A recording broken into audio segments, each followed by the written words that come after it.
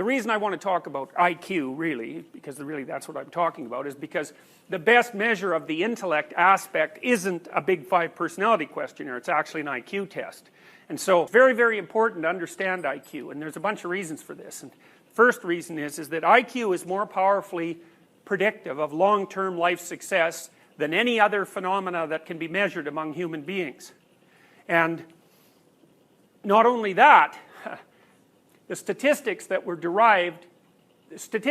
used to derive IQ tests and then used to predict future performance are exactly the same statistics that every social scientist, particularly psychologists, every social scientist uses to do all of their statistics. So you can't criticize the derivation of IQ tests on statistical grounds without criticizing every single finding in psychology that's ever been made by anyone, ever since we started to use statistics. And I would say not only that, the best statisticians that psychology has ever produced are the people who invented and promoted and developed and tested IQ tests. So there's no getting out of it by saying that there's something faulty about the statistics. So here's a list of some intercorrelations here between the various facets, or the various aspects, just so you know how tightly associated they are. So industriousness and orderliness are correlated at about 0.4. That's from conscientiousness. Volatility and emotional stability at about 0.59. Politeness and compassion at about 0.44.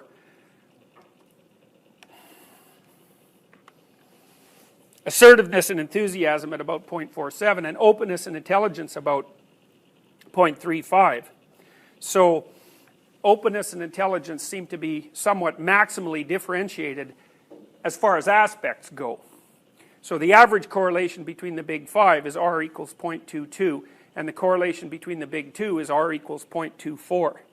So that just gives you some idea of how much segregation and how much overlap there is between the different aspects underneath the trait level. So here, let's say you want to make an IQ test. So this is what an IQ test is. The first thing you might imagine is that you have a huge library of questions. And there'll be questions that could be formulated in language or some other symbolic manner, often. They don't have to be, but often. And then they require skill or knowledge to answer. So here's some typical questions, and you could generate multiple exemplars of questions like this. What's 2 times 68? What's the capital of Georgia? How do you define hypertrichonemia? Complete the pattern, 2, 4, 8, 16. Remember these numbers, 2, 4. Then you tell them back to me. 6, 12, 15, 14, 18, 20, 22. You tell them back to me. That's a working memory test, by the way, but working memory is basically indistinguishable from intelligence in many, many ways. So then, you know, another thing I might have you do, for example, is I might show you a pattern made out of squares and then give you some blocks, and so that you could make the pattern out of the blocks, and then time you to see how long it took you, or maybe only give you a certain amount of time, and if you didn't do it, then you either pass or fail. I might show you some patterns. This is like a Raven's progressive matrices test, which is one of the most tests that is the most accurate at assessing nonverbal intelligence or fluid intelligence. So I might show you 6 patterns, 6 designs, and each design changes.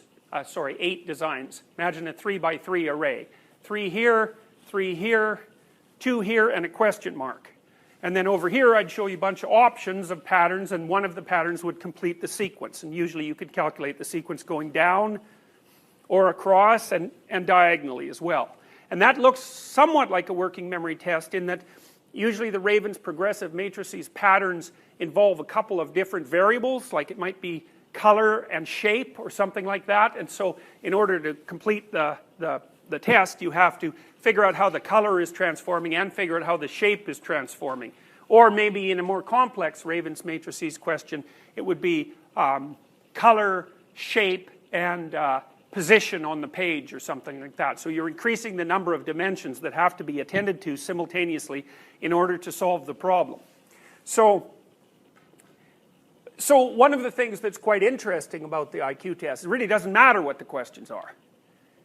And so imagine you have a whole pile of these questions lying around, like a universal pile, a universal library of potential questions that require abstraction to solve. And then you take a random set of 100 of those. And then you give that to 1,000 people. And then you just sum up their scores. And then you rank order them in terms of their performance. And that's IQ. It's as simple as that. Now, you could do some other things.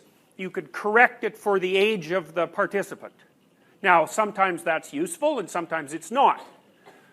But you could do that, and generally if you standardize the score and you correct it for age, then what you get is an IQ score. So actually the total would just be an indicator of general cognitive ability. An IQ score would be the indicator of general cognitive ability corrected for age. And that's it. That's all. And so here's some of the strange properties of that set of scores. If you factor analyze the data set, you'll pull out one factor and a few little bitty factors after that, and that factor will be very, very highly correlated with the sum. So correlated at 0.9, 0.92, 0.93, like really highly correlated, far more highly correlated than most tests are,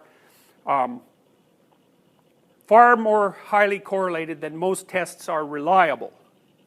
Now another thing that's very interesting is if you take another set of 100 questions and you give them to the same 1,000 people and then you re-rank order the people and then you correlate the rank orders, you get what I'm saying, the correlation between the rank orders will be like 0.95. So what it means is no matter which set of 100 questions you take out of this universal library of questions, people are going to score in the same order that they scored when they did the first 100 questions. And that means that IQ is extremely reliable. Test, retest reliability. This is actually an even more stringent form of reliability, which is alternative form reliability. So that's all there is to IQ. It's very simple. If you then take that rank order, then let's say you take the same 1,000 people 20 years later and you rank order them in terms of how well they're doing at their job. You could just use income, say, as a marker. There's other markers you could use, but for the sake of simplicity, let's say income. The correlation between their original rank order and the rank order of their performance will be something around, if you had a full sample of intelligence, be something around 0.5, which is 0.5 is a staggeringly high correlation. So you'll hear that when you hear people talk about effect sizes, you'll hear them say that 0.2 is a small effect size and 0.3 is a medium effect size and 0.5 is a medium effect size and so forth.